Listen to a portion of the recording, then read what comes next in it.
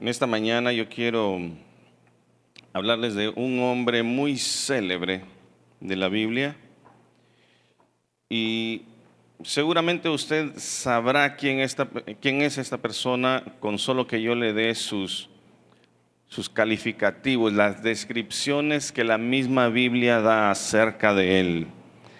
La Biblia dice que fue el más sabio de todos los hombres y su nombre llegó a ser conocido en todas las naciones de alrededor. Su sabiduría sobrepasaba la de todos los orientales y toda la sabiduría de los egipcios. Compuso 3000 proverbios y 1005 poemas. Disertó acerca de las plantas, los cuadrúpedos, las aves, los reptiles y los peces. De todos los pueblos venían para escuchar su sabiduría, de parte de todos los reyes de la tierra que habían oído de su sabiduría. Y usted sabe de quién es ese currículum, de quién es. Usted lo sabe, es Salomón, el sabio Salomón, ¿no? Eso es lo que la Biblia dice acerca de él. Es un tipo conocido como el hombre más sabio de la tierra. Se dice que ni antes ni después hubo alguien más sabio que él. Se dice muchísimas cosas buenas, pero yo hoy quiero hablarle del día que Salomón no prestó atención en clase. Será muy sabio, pero hubo un día en que o se capeó la escuela o simplemente estaba soñando en clase y en vez de estar tomando nota estaba haciendo dibujitos o mandándole notitas a alguna muchacha, pero ese día él no prestó atención en clase. Y para beneficio de los hermanos de comunicaciones, le pueden poner como título a su archivo: el día que Salomón no prestó atención en clase.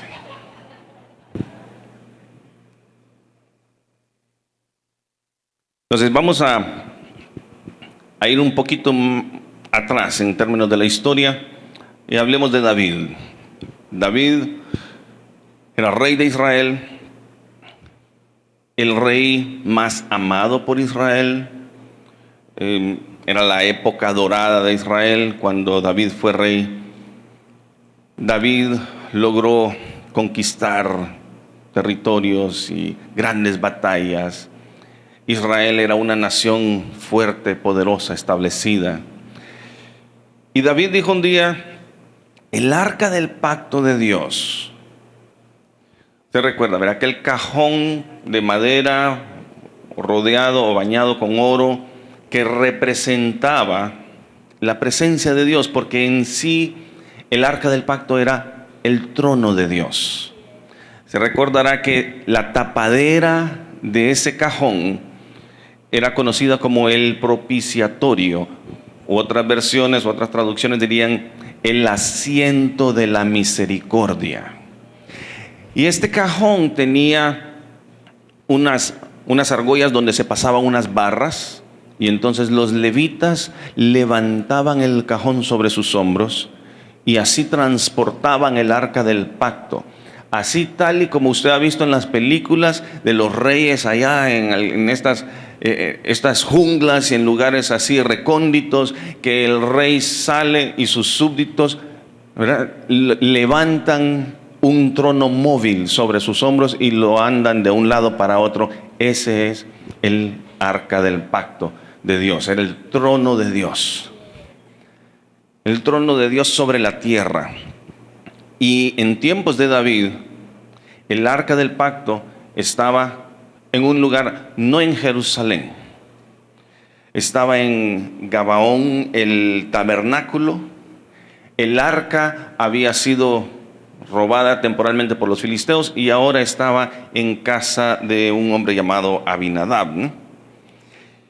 Y dijo David un día: no puede ser que el arca del pacto de Dios esté allá y no aquí en Jerusalén. Y él hace un esfuerzo y trae el arca a Jerusalén y voy a simplemente resumir por causa de que no es nuestro tema central.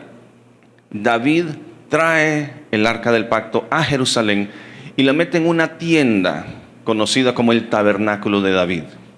Pero pasado algún tiempo, aunque aquello era bueno, David dice, no puede ser que el arca del pacto de Dios esté en una tienda y yo vivo en un palacio.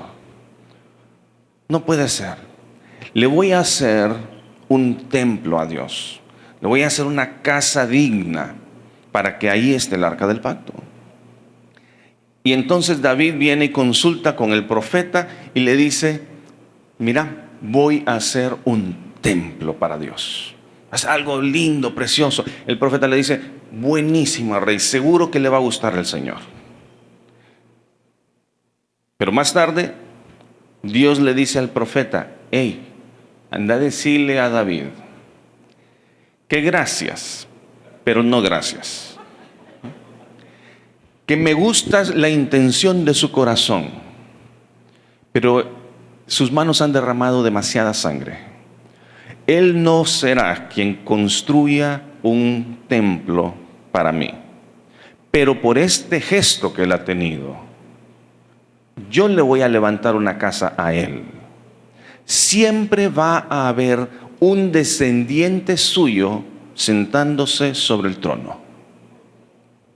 Entonces el profeta viene y le dice, David, fíjate que me dijo Dios que no gracias por lo del templo, que no lo va a aceptar, pero que gracias y que por este gesto que has tenido, Él te va a levantar una casa a ti y siempre va a haber un descendiente tuyo sentado sobre el trono.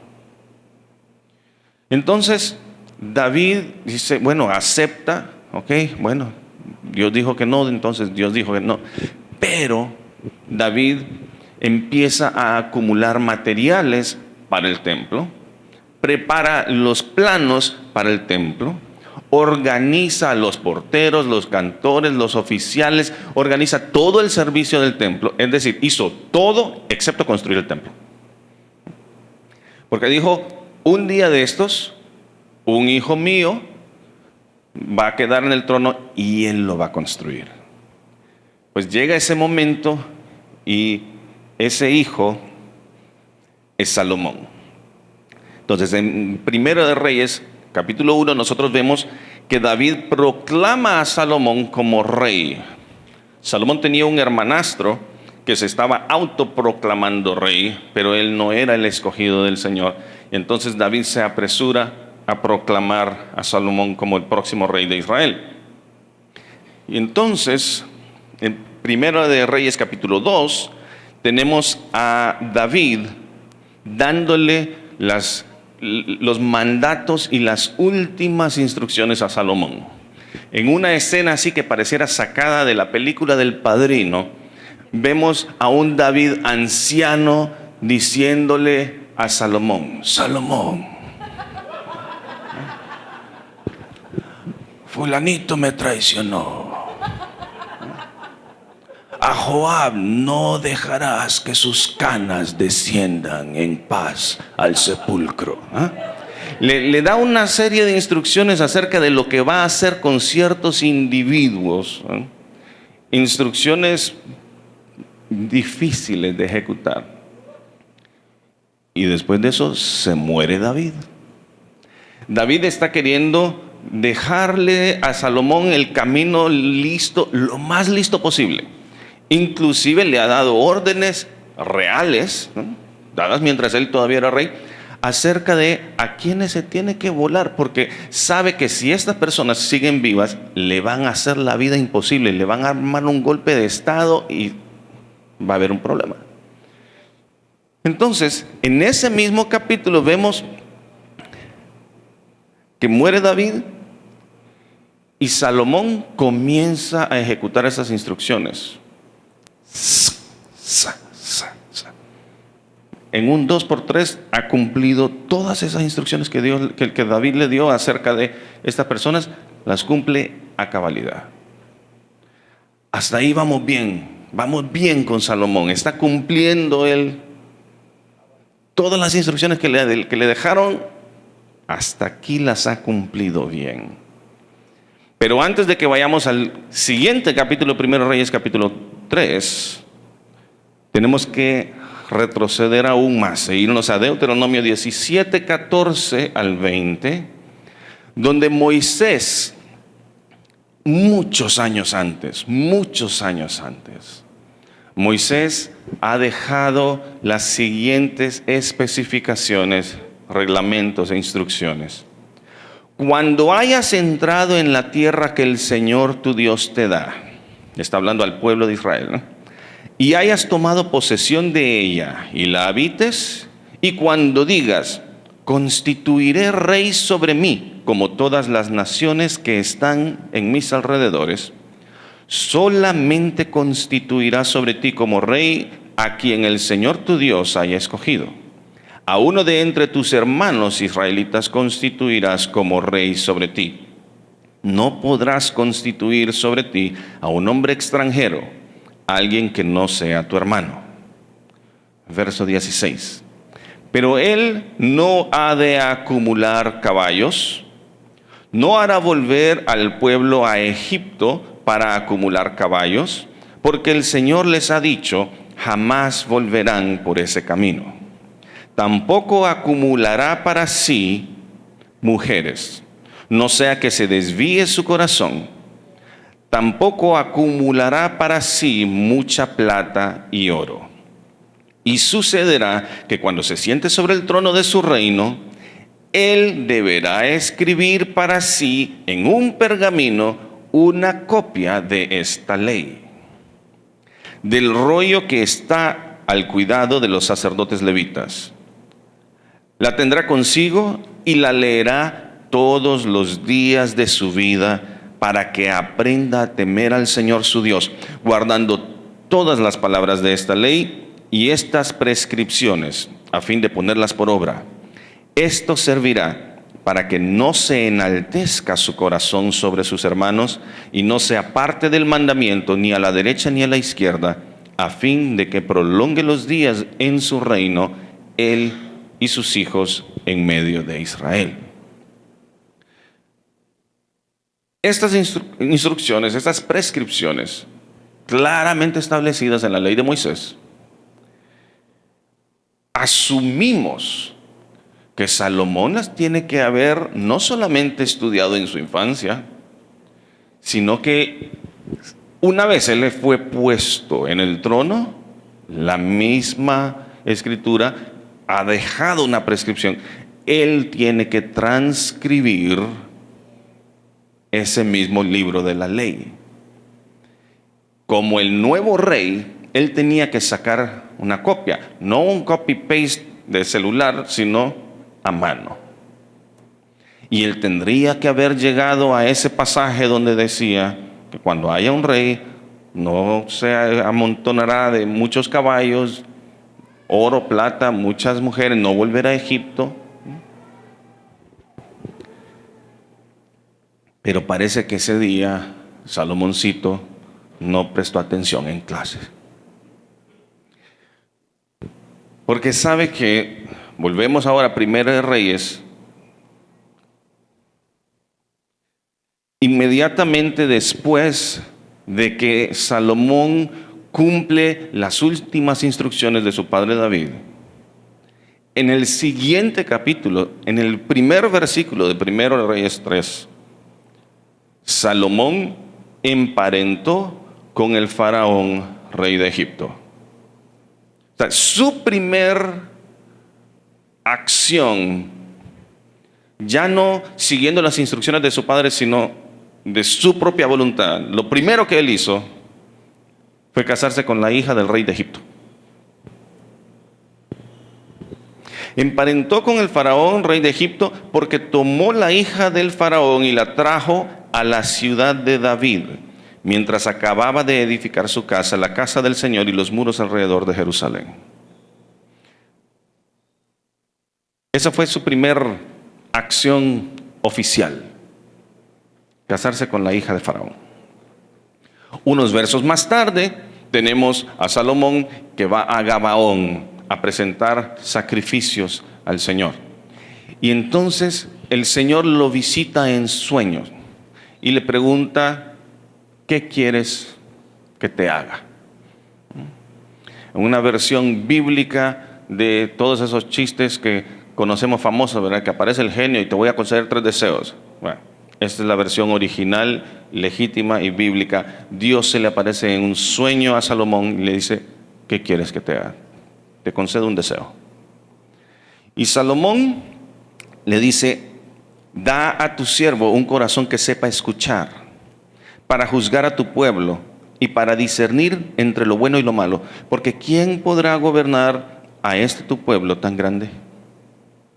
Entonces él pide un corazón que pueda escuchar, que pueda discernir. Crónicas dice que pidió sabiduría. Pidió sabiduría, pidió un corazón entendido. Y Dios le dice, caramba, no me pediste riquezas, no me pediste fama, me pediste un corazón entendido. También te voy a dar el corazón entendido. Y como no me pediste riquezas y fama y todo eso, también voy a permitir que tengas estas otras cosas. Sin embargo,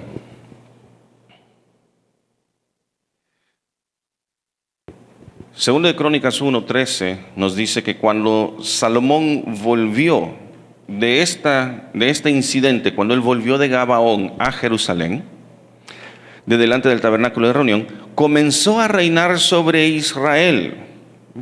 Comenzó a reinar. ¿Será que en este momento va a ser la copia de aquello que dijo Moisés? Pues no dice eso. Lo que dice es que Salomón acumuló carros y jinetes. Y hermanos, 2 más 2 son 4. Si tiene carros, si estamos hablando de carros en tiempos del Antiguo Testamento, y tiene jinetes, ¿qué le hace falta? Los caballos para que jalen esos carros, ¿no? Acumuló carros y jinetes. Tenía 1,400 carros y 12,000 jinetes que puso en las ciudades de los carros y en Jerusalén junto al rey. El rey hizo que la plata y el oro fueran tan comunes en Jerusalén como las piedras, y que el cedro fuera tan abundante como los sicómoros que hay en la Cefela. Los caballos de Salomón provenían de Egipto y de Coa. Los mercaderes del rey los adquirían en Coa al contado. Cada carro que importaban de Egipto costaba 6,5 kilos de plata, y cada caballo 1,5 kilos. Y así los exportaban por medio de ellos a todos los reyes de los heteos y a los reyes de Siria. Otro pasaje nos dice que Salomón tenía 40,000 caballos.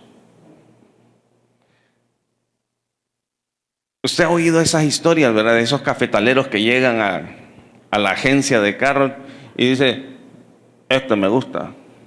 Y el vendedor le dice, señor, pero cuesta tanto.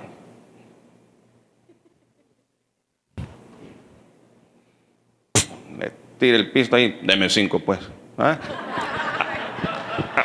Así era con Salomón. Mandaba a comprar de contado estos caballos que se compraban en plata. Pero la plata llegó a ser como nada. De contado los compraba. Si usted nota lo que ahí dice, Salomón no solamente es que hizo que su gente volviera a Egipto, sino que volvieron a Egipto para comprar caballos y por montones y carros y traerlos, y tenía ciudades de caballos, ciudades de carros. Montó la agencia Salomón, puso el dealership. O sea, Salomón fue el distribuidor internacional para esa región de caballos y carros. Pero eso, ¿y por qué eso es malo? Si eso es bueno, ¿no? Eso es comercio, eso es riqueza, eso es... El asunto está en lo que todo esto significa. Los carros y los caballos, Egipto, esto nos remonta a cuando el pueblo de Israel era esclavo en Egipto. Y cuando Dios envía a Moisés para librarlos de la esclavitud, y finalmente después de todo lo de las plagas, salen y cruzan el Mar Rojo, porque Dios abre el Mar Rojo y ellos van caminando en seco. Pero Faraón se arrepiente de haberlos dejado ir. ¿Y qué envía detrás de Israel y todo su pueblo? Sus carros y sus caballos, sus jinetes, a que persigan a los israelitas. Todos los israelitas vienen cargando todos sus tiliches, todo lo que han acumulado, vienen con el baúl de la abuela, con todos los recuerdos ¿verdad? Todas las herencias, vienen cargando todo. Sus niños, sus ganados. Y acá viene Israel con sus carros, sus jinetes, sus caballos. El pueblo de Israel tiene miedo, sabe que los van a exterminar, pero ellos cruzan el mar y Dios ha confundido a los egipcios y hace que las aguas del Mar Rojo caigan sobre ellos y quedan sepultados bajo el Mar Rojo los carros y los caballos y los jinetes de los egipcios. Carros y caballos en la Biblia representan la fuerza humana, mi poder, mi potencia, lo que yo logré. Carros y caballos representan soberbia, representan el enaltecimiento de mí mismo. Por eso el otro pasaje que dice, estos confían en carros, aquellos en caballos, mas nosotros del nombre del Señor tendremos memoria. Dice otro pasaje, no es con espada ni con ejército, sino con mi Santo Espíritu. Entonces no es por lo que yo puedo hacer, es por lo que Dios hace en mí. Entonces tenemos a Salomón que ha montado esta agencia de distribución de carros y caballos. Y ya de repente nos suena tan noble. Por si fuera poco, le vende a los heteos, a los... ¿Quiénes eran los otros? Y a los reyes de Siria. Siria le vendió a Siria. Siria sería la nación que después invadiría a Israel y la llevaría a cautiverio. ¿Quién le dio las armas de guerra? Salomón. Aquello sucedería años después. Pero no hubiese sucedido si solo Salomón hubiese puesto atención aquel día en clase y hubiese sabido, ahora soy rey. Dios dijo que no me amontone carros, que no me amontone caballos, que no vuelva a Egipto. Entonces no hubiese tenido 40,000 caballos. Entonces no hubiese puesto a la agencia distribuidora. Entonces no lo hubiese vendido a los sirios y a los heteos. Entonces esos pueblos no hubiesen vencido años después a Israel. La cosa es que hay cosas que a nosotros nos parecen tan buenas ahorita, porque vemos humanamente. Pero Dios, que mira por toda la eternidad, Él tantas veces dice, no hagas esto. Y nosotros no logramos entender, ¿y por qué no lo voy a hacer? Porque ¿qué tiene de malo? Mire, hermano, cada vez que tú te encuentres en una situación y te dices a ti mismo, ¿y qué tiene de malo? Esa es una alerta. O sea, ¿por qué en vez de preguntar cuánto hay de bueno en esto, nos preguntamos, ¿qué tiene de malo? Lo que andamos buscando es una excusa para hacer lo que nos da la gana, con nuestros caballos, con nuestros carros, en nuestras fuerzas. Primero Reyes 10:14 dice que el peso del oro que le llegaba a Salomón cada año era de 21,000 kilos. Yo traté de hacer conversiones, no alcanzo a entender cuántos 21,000 kilos de oro, no logro visualizarlo. Y digo, ¿cuánto es eso? ¿Será un contenedor? No sé, no tengo idea. Pero suena como que es un montón. 21,000 kilos de oro cada año. Dice la Escritura que la plata en el reino de Salomón llegó a ser tan común como las piedras. Llegó a no valer nada la plata. Imagínese usted hoy, usted que tiene allá, guarda un adorno, ¿verdad?, que le heredó su abuelita, que es de plata, en tiempos de Salomón, lo tiran afuera, lo tiran a la calle, pues sí. Una piedra más. Tremenda devaluación la que se viene. Ahora, vamos a hablar un poquito de las obras, las construcciones de Salomón. Él construyó el templo y lo hizo conforme a los planos que David le dejó, conforme a las instrucciones que David su padre le dejó, con los materiales que su padre David le dejó, con los contactos de proveedores que su padre David dejó, Hiram, rey de Tiro. O sea, David lo había dejado todo listo, como Dios había dicho que él, David, no iba a construir esa casa, pero que un hijo de él sí la iba a construir. Entonces, David lo dejó todo. Lo único que tenía que hacer Salomoncito era, ok, firmo, y todo se ejecutaba, ya todo estaba listo. El templo, dice 1 Reyes 7:1, Salomón edificó, pero el templo en todos sus detalles y en todas sus especificaciones, lo edificó en 7 años. Debe haber sido muy bonito. La Biblia nos lo describe y nos dice, wow, era un lugar muy bonito.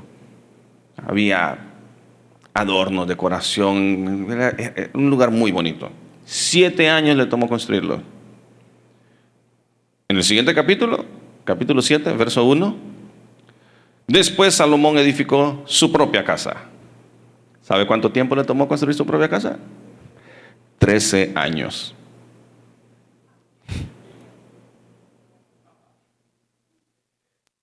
O sea, si el templo, que era la obra máxima arquitectónica del pueblo de Israel, le tomó 7 años, ¿cómo habrá sido la casa que la construyó en 13? Y sabe que su casa ni siquiera fue su edificio más grande. Hay otro edificio, hizo varios edificios, hizo muchas construcciones grandes.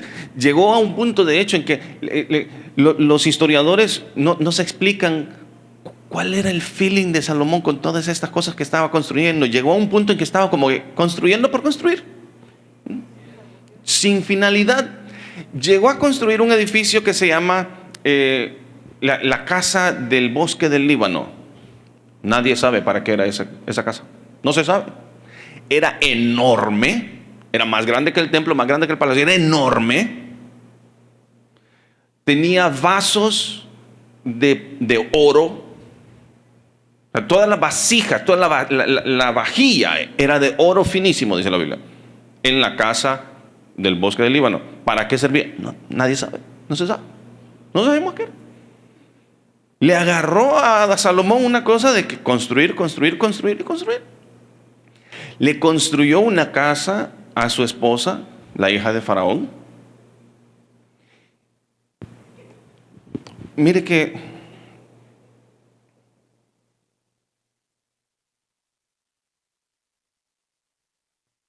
dice 1 Reyes 7:8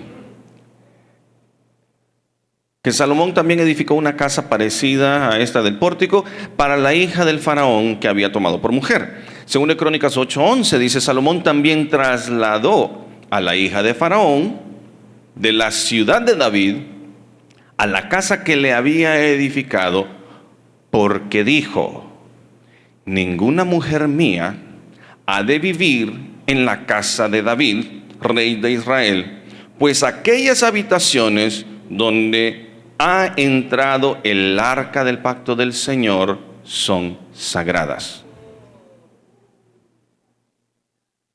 O sea, todo este tiempo, tome en cuenta, 7 años construir el templo. Después de eso, 13 años construir su propia casa. Después de eso, hizo la casa de Faraón. No sé cuánto tiempo, la hija de Faraón, no sé cuánto tiempo le habrá tomado. Pero su reinado completo fueron 40 años. Ya llevamos 20 de aquí a que terminó su propia casa. Unos cuantos años más para construir la casa de la esposa. O sea, más de la mitad de su reinado, su esposa, la hija de Faraón, estaba viviendo en la casa del Señor o en la ciudad de David, donde el mismo Salomón sabía ya, él mismo dice, no está bien que mi esposa esté viviendo aquí porque ahí estuvo el arca del Señor. Ese lugar es sagrado, mi esposa no debería vivir ahí. ¿Cómo es que Salomón sabe que su esposa no debería vivir ahí? ¿Cómo es que Salomón sabe que este lugar es sagrado porque aquí estuvo el arca del Señor? Sin embargo, yo escogí a esta mujer para casarme con ella. ¿Cómo es que él sabe que hay algo ahí, que hay un antagonismo, que en la presencia de Dios y la mujer que yo tomé por esposa no deben coexistir? ¿Cómo es que Salomón sabe que Dios no está complacido de que él haya tomado a esta mujer por esposa? Porque esta mujer no teme el santo nombre del Señor y sin embargo la tuvo viviendo ahí durante más de la mitad de su reino. En otras palabras, ¿cómo es que Salomón se casó con alguien que él sabe que Dios no aprueba? Porque su corazón no está rendido a él.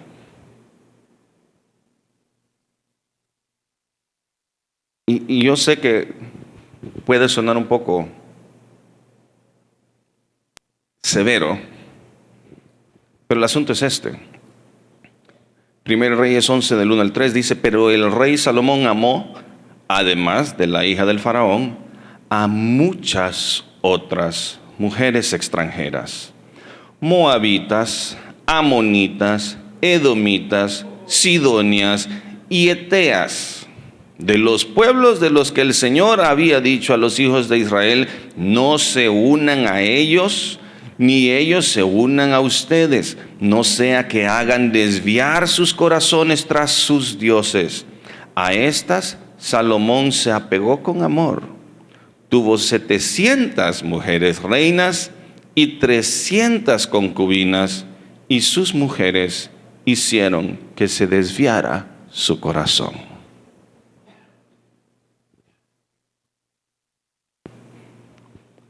Hay hermanos, algunos que no aguantan ni con una, y este tenía 1000.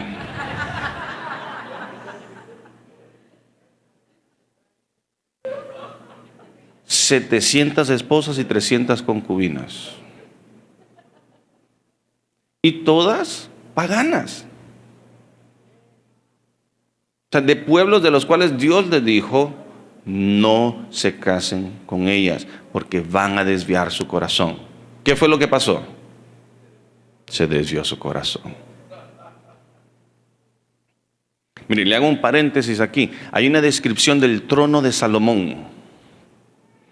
Yo, desde que leí eso la primera vez, algo me pareció tan raro acerca de ese trono. Dice que tiene 6 gradas para subir al trono. Y Salomón no se supone que es tan sabio, no sabe lo que son los números en la Biblia, no sabe que el número de 6 es número de hombre. O sea, en términos de números, 6 es como decir caballos. 6 es el número que representa el yo soy el hombre y yo todo lo puedo.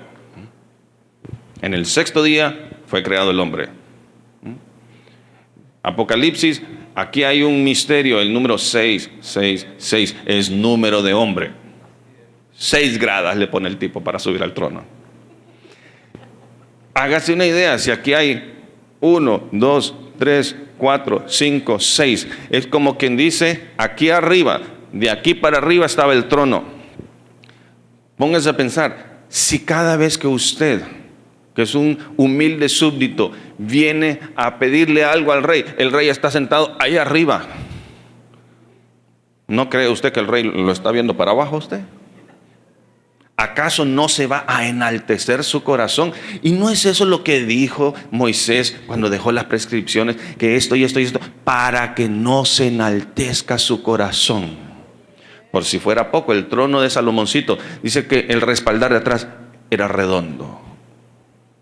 O sea que usted está viendo a Salomón como una aureola, porque todo es de oro, ¿verdad? Una aureola alrededor de su cabeza. Y sabe, aquí tiene un brazo y aquí otro brazo, un león debajo de cada brazo. Y luego en cada grada, a ambos lados, leones. O sea, usted llegaba a aquel trono, dice la Biblia que nunca se había visto un trono como ese.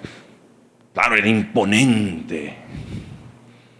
Pero todo era imagen del poder del hombre. El yo puedo. El yo soy sabio. Yo me las sé todas. Entonces, quiero leerles Eclesiastés capítulo 2. Esto es escrito por Salomón.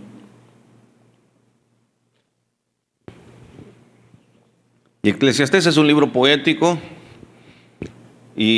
pero además es un libro bastante cínico, en el sentido de que mira las cosas y dice, ¿qué se le va a hacer? Así es eso. Verso 1. Me dije entonces, y este es Salomón escribiendo, vamos pues, haré la prueba con los placeres y me daré la gran vida. Pero aún esto resultó un absurdo. A la risa la considero una locura. En cuanto a los placeres, ¿para qué sirven? Quise luego hacer la prueba de entregarme al vino, si bien mi mente estaba bajo el control de la sabiduría, y de aferrarme a la necedad hasta ver qué de bueno le encuentra el hombre a lo que hace bajo el cielo durante los contados días de su vida. O sea, entregarme a la necedad significa que si alguien venía y le daba una idea a Salomón, hey Salomón, vamos a tirarnos del puente. Pues vamos pues. Eso es lo que está diciendo. O sea, él decidió intentar todo lo que le ofrecían para probar. Hay que experimentar, hay que probar de todo en esta vida. Verso 4. Realicé grandes obras, me construí casas, me planté viñedos, cultivé mis propios huertos y jardines, y en ellos planté toda clase de árboles frutales. También me construí aljibes para irrigar los muchos árboles que ahí crecían. Me hice de esclavos y esclavas, y tuve criados, y mucho más ganado vacuno y lanar que todos los que me precedieron en Jerusalén. Amontoné plata y oro, y tesoros que fueron de reyes y provincias. Me hice de cantores y cantoras, y disfruté de los deleites de los hombres. Formé mi propio harén. Me engrandecí en gran manera, más que todos los que me precedieron en Jerusalén. Además, la sabiduría permanecía conmigo. ¿Estás seguro, Salomón? No les negué a mis ojos ningún deseo. Ningún deseo. ¿Quieres ver porno, Salomón? Hay que probar de todo.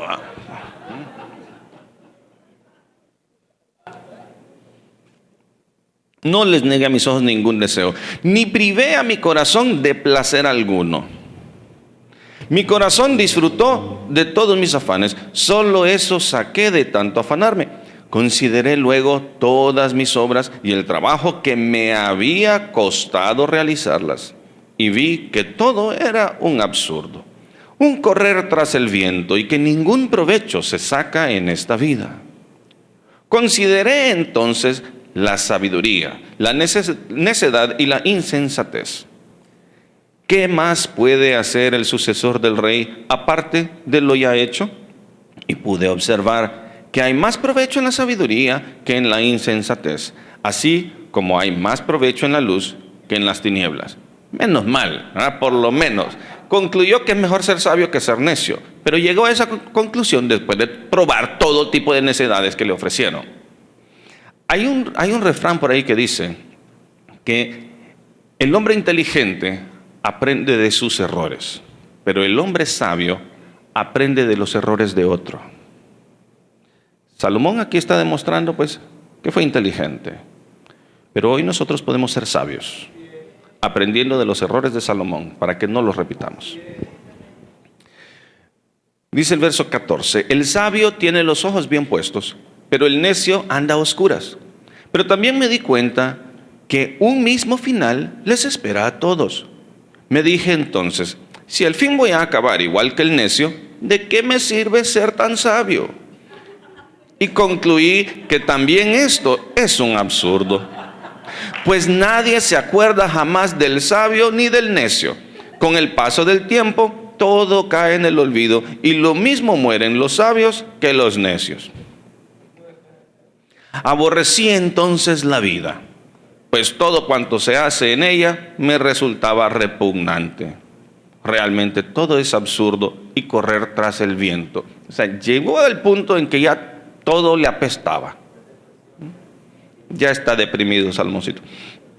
Aborrecí también el haberme afanado tanto en esta vida, pues el fruto de tanto afán tendría que dejárselo a mi sucesor. Y quién sabe si este sería sabio o necio. Sin embargo, se adueñaría de lo que con tantos afanes y sabiduría logré hacer en esta vida. Y también esto es absurdo. Volví a sentirme descorazonado de haberme afanado tanto en esta vida. Pues hay quienes ponen a trabajar su sabiduría y sus conocimientos y experiencia para luego entregarle todos sus bienes a quien jamás movió un dedo. Y también esto es absurdo y un mal enorme. Pues ¿qué gana el hombre con todos sus esfuerzos y con tanto preocuparse y afanarse debajo del sol? Todos sus días están plagados de sufrimientos y tareas frustrantes, y ni siquiera de noche descansa su mente. Y también esto es absurdo. No hay cosa mejor para el hombre, sino que coma y beba, y que su alma se alegre en su trabajo. He visto que también esto proviene de Dios. Porque ¿quién puede comer y alegrarse si no es por Dios? Porque al hombre que le agrada, Dios le da sabiduría, ciencia y gozo. En cambio, al pecador da el trabajo de recoger y amontonar para darlo al que agrada a Dios. Y también esto es absurdo, es correr tras el viento. La conclusión final es que, bueno, todo es absurdo. Otra versión dice, todo es vanidad. La palabra que se usa originalmente ahí, realmente una traducción más literal sería vapor. Todo es vapor. O sea, todas estas cosas te parece que las ves, te parece que las puedes agarrar, pero cuando tratas de agarrarlo, no agarraste nada. Todo lo que estamos haciendo en esta vida, hay tantas cosas que tú trabajas duro por ese carro y ver ahí, estás pagando la letra, y el día que, ya finalmente lo pagué, el carro es mío, lo hice con el sudor de mi frente, tengo mi propio carro. Es un vapor. Ese carro no te lo llevas.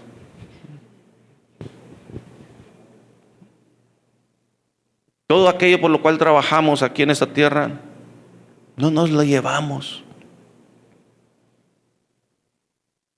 Se queda aquí. Lo material es efímero, es pasajero. Entonces, en Primera de Reyes capítulo 11, vemos la apostasía de Salomón, cómo ahora sí termina desviándose. Y sucedió, verso 4, que cuando Salomón era ya anciano, sus mujeres hicieron que su corazón se desviara tras otros dioses. Su corazón no fue íntegro para con el Señor, su Dios, como el corazón de su padre David. Porque Salomón siguió a Astarte, diosa de los sidonios, y a Moloc, ídolo detestable de los amonitas.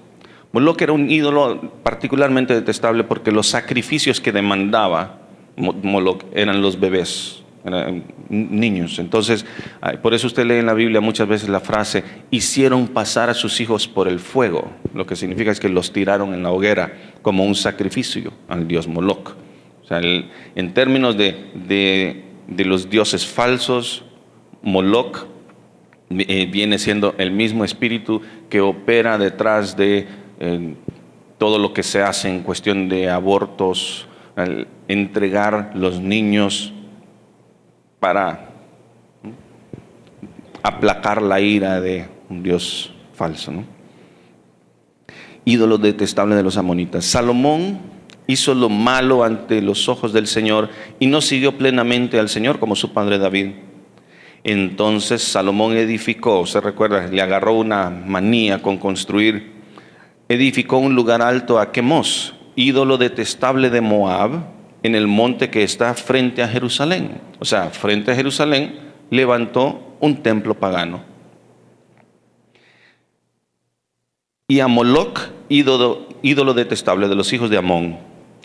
Y así hizo para todas sus mujeres extranjeras. O sea, hizo 1000 templos, pues. Así hizo para todas sus mujeres extranjeras, las cuales quemaban incienso y ofrecían sacrificios a sus dioses.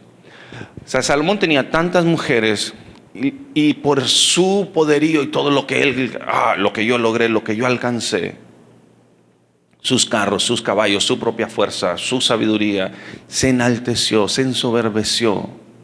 Y después llegaban sus esposas, Salomoncito, mira que le hiciste a aquella, le hiciste el templo para su Dios, y el mío, Salomoncito.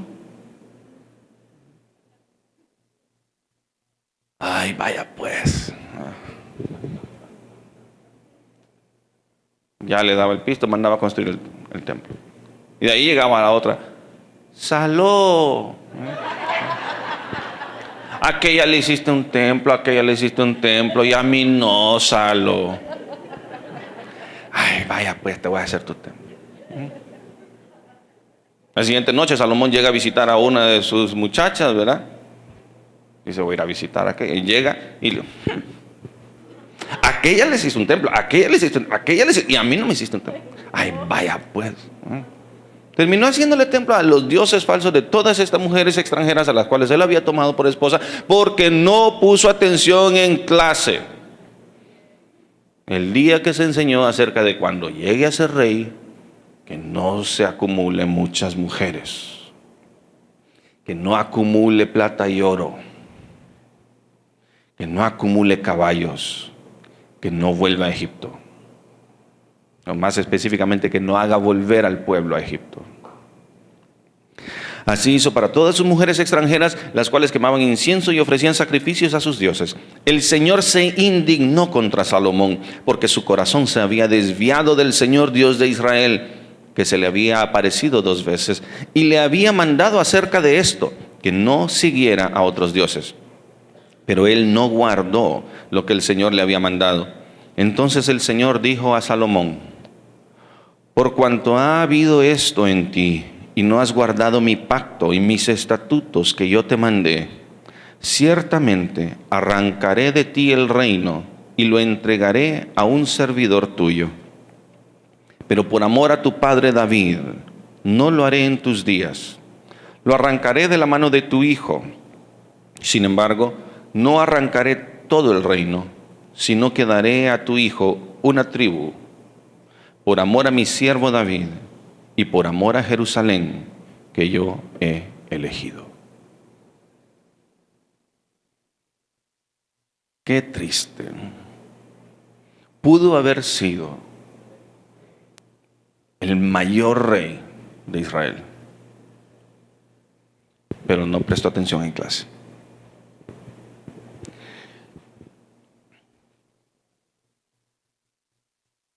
Eran 12 tribus.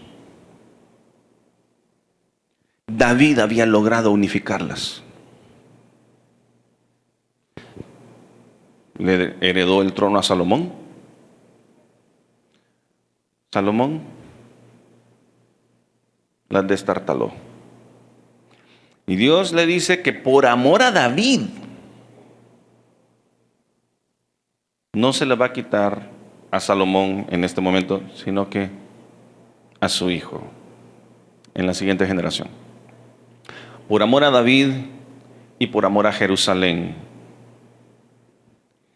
¿Qué había hecho Salomón por amor a Jerusalén? por amor a David. Obedeció las primeras instrucciones y después de eso metió a sus mujeres que sabían que no agradaban a Dios en la casa de David, donde había estado el arca del pacto del Señor.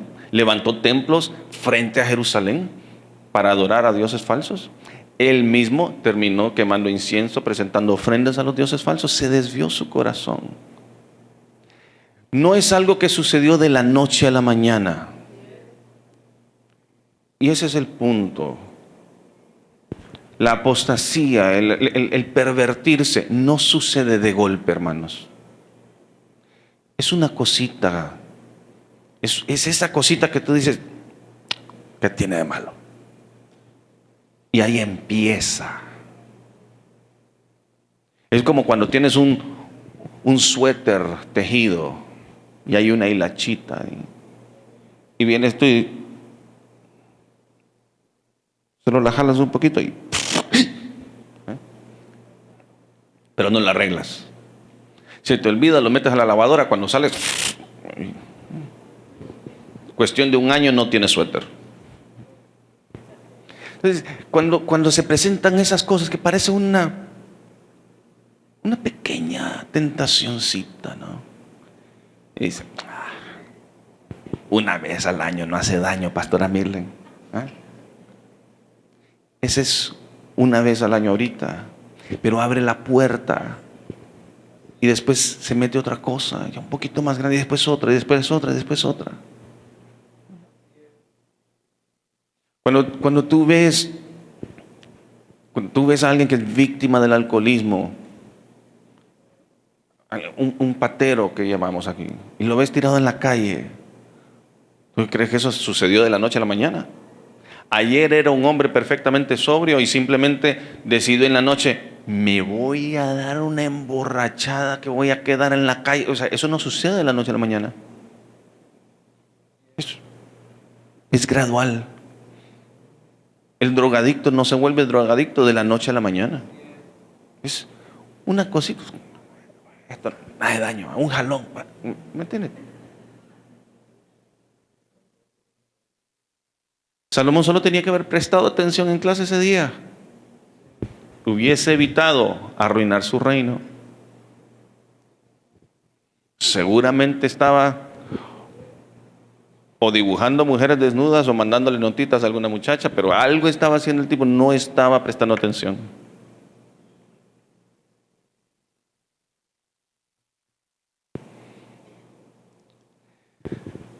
¡Qué contraste con otro hijo de David! Otro descendiente de David,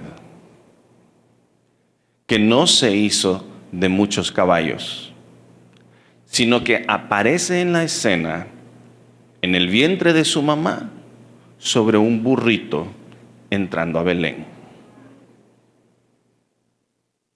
que es puesto no en un trono de 6 gradas cubierto de oro y con una aureola y con grandes leones, sino en un pesebre con ovejitas, vaquitas, animalitos a su alrededor.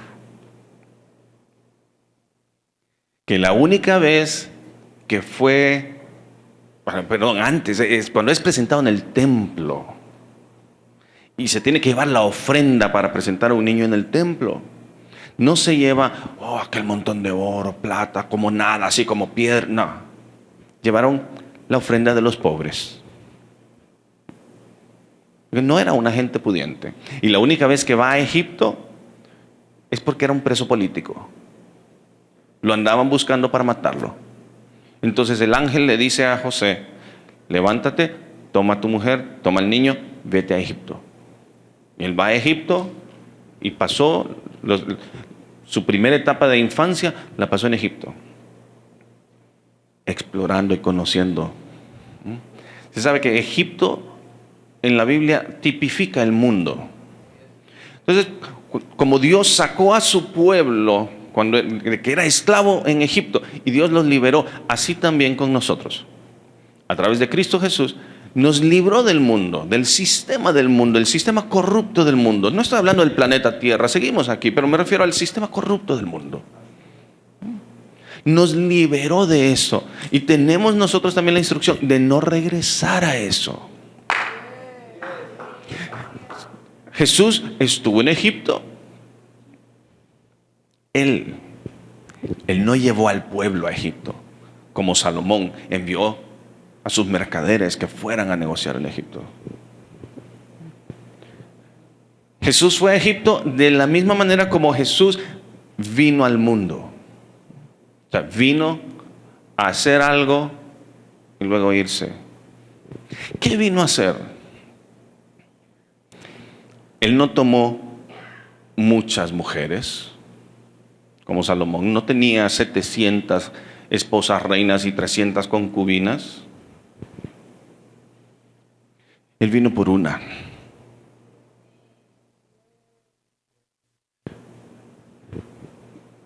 Dice un pasaje, curiosamente, escrito por Salomón: 60 son todas las reinas, las concubinas son 80. Del número de las doncellas he perdido ya la cuenta, mas una es la paloma perfecta mía, la única de su madre, la escogida. Jesús vino a pedir la mano de su novia y murió por nosotros para el perdón de nuestros pecados y resucitó por el poder del Espíritu Santo y ascendió al cielo. ¿Sabe qué fue a hacer al cielo? Interceder por nosotros, pero también a prepararnos la casa. Como un hombre que le propone matrimonio a una doncella y le dice: casémonos, en 6 meses nos casamos. Mientras tanto, tengo 6 meses para ir a terminar la casa, para comprar la refri, para comprar los muebles, para comprar la cama. Eso anda haciendo Jesús. Él dijo: me voy a preparar morada para ustedes. Y el cantautor ya difunto Steve Green le decía: caramba, viendo la creación, si esto lo hizo Dios en 7 días, ¿cómo será allá que lleva 2000 años preparándolo?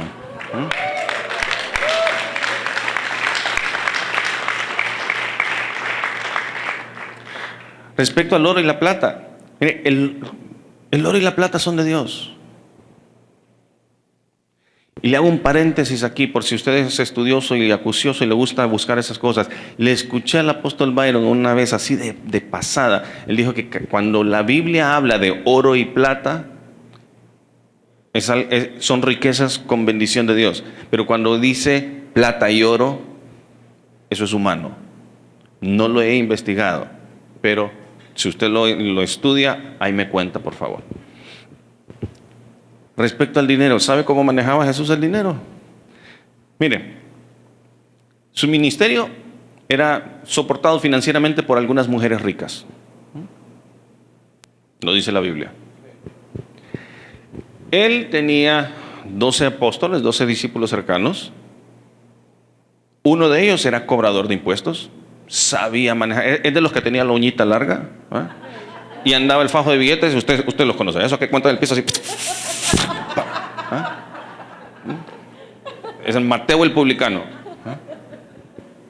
Una máquina de contar billetes. Jesús no lo puso a él como tesorero. Tenía pescadores que sin duda sabían de transacciones mercantiles. No los puso a ellos. Había un ladrón entre ellos. A ese puso de tesorero. Judas Iscariote. La Biblia nos dice que él era el que tenía la cartera. Él andaba la alcancía. Él manejaba la caja chica del ministerio y que daba sus gavetazos. Así dice. Bueno, no dice la palabra gavetazos, pero sustraía de la bolsa. Pues va, pero eso es bíblico para gavetazos. Por eso cuando aquella mujer con el perfume, ¿verdad? Aquel perfume carísimo y lo derrama sobre Jesús, a María, dice, se indigna, dice: qué barbaridad, qué gasto esto. Hubiéramos vendido ese perfume, hubiéramos sacado un montón de dinero para dar a los pobres.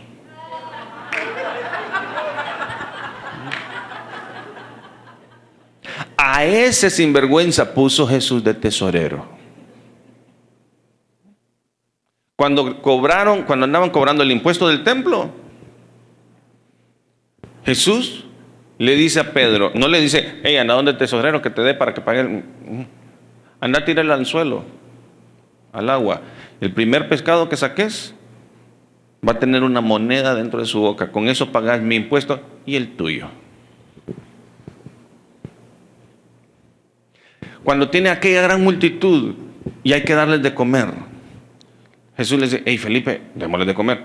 ¿Cómo? No, hombre, eso no tenemos tanto pisto para darles. Teníamos que... Felipe, pilas con las matemáticas. Él no era el tesorero. Y Jesús le dice esto solo por bromear, solo por molestar con él, porque él ya sabía lo que iba a hacer. Una multiplicación milagrosa de panes y peces. Jesús no ocupaba plata y oro. El oro y la plata son de él. Él no las ocupa. Él no lo ocupa. ¿Cuándo miras tú en la Biblia a Jesús pagando algo con pisto? No lo ves. La única vez que ves en la Biblia a Jesús con dinero en su mano fue cuando llegaron a probarlo. ¿Es justo pagar impuestos al César? Él ni siquiera andaba dinero consigo mismo, sino que pidió una. A ver, pásame una moneda, pues. Le pasaron la moneda. ¿De quién es esta inscripción? De César. Ah, de César. Bueno, pues denle al César lo que es del César y denle a Dios lo que es de Dios. ¿Qué contraste con Salomón? El asunto, hermanos, es que Jesús también era descendiente de David. Y cuando Dios le dijo a David, yo te voy a edificar casa, va a haber un hijo tuyo sobre el trono siempre. No estaba hablando de Salomón. No estaba hablando de Roboam, el hijo de Salomón. No estaba hablando del bisnieto ni del tataranieto de David. Estaba hablando de Jesús.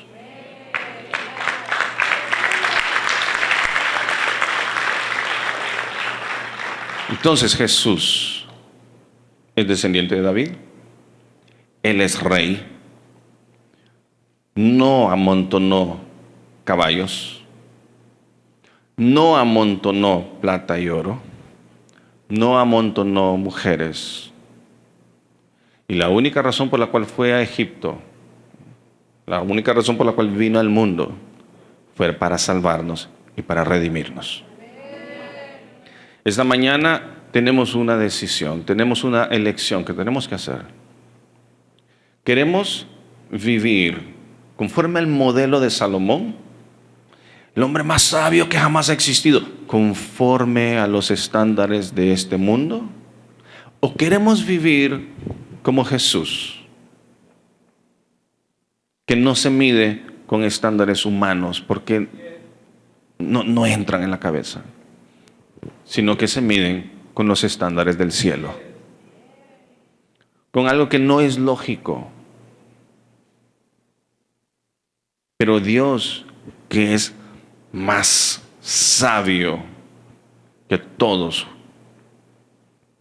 Él sabe lo que nos conviene. Él sabe lo que necesitamos. Él sabe que esta cosita de ahorita no es tan insignificante y que puede significar tu ruina. Y por eso te dice, no hagas esto. Y tal vez tú no lo entiendes y tú dices, Señor, pero todo el mundo lo está haciendo. Sí, pero a ti no te lo permito. Vaya pues. Mejor es refunfuñar y decir, pero obedecer. Para nosotros es mejor. Piense nada más en el niño con el tenedor frente a un tomacorriente que queda viendo a su papá. Él ha visto a su papá que conecta cosas en el tomacorriente y cosas maravillosas suceden. Sale luz, sale música, ¿no? Se enciende el tele, ¿no? Él quiere probar también, pero su papá le dice no. Y el niño, no. El niño mira que su papá lo hace, su mamá lo hace, su hermano mayor lo hace, ¿por qué yo no? No. El niño no entiende. ¿Quién vamos a ser, hermanos? ¿Vamos a ser el niño que dice, ok, no lo voy a hacer? Así como Jesús, que dijo, hey, yo no hago lo que a mí me da la gana, yo hago lo que el Padre me dice que haga. O vamos a ser como Salomón, una vez al año no hace daño. ¿Qué tiene de malo? ¿Cómo quién queremos ser, hermanos? Si quieres ser como Jesús, ponte sobre tus pies y vamos a orar juntos.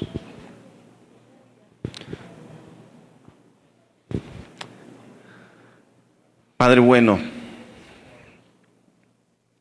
te rogamos, danos sabiduría, pero la sabiduría que viene de lo alto, la sabiduría tuya, Señor, que nos enseña a vivir correctamente. Que venga sobre nosotros espíritu de temor del Señor, para que caminemos en integridad de corazón cada día de nuestras vidas. Señor, tú conoces nuestras debilidades y tú sabes, Señor, cuántas áreas hay en nuestras vidas en las cuales nosotros creemos que somos fuertes, porque las cosas nos salen bien conforme a lo que nosotros esperamos. Y sin embargo podemos estar tan equivocados y tan desviados de tu propósito. Solamente tú sabes, Señor, cuáles son las cosas de las cuales nos tenemos que arrepentir.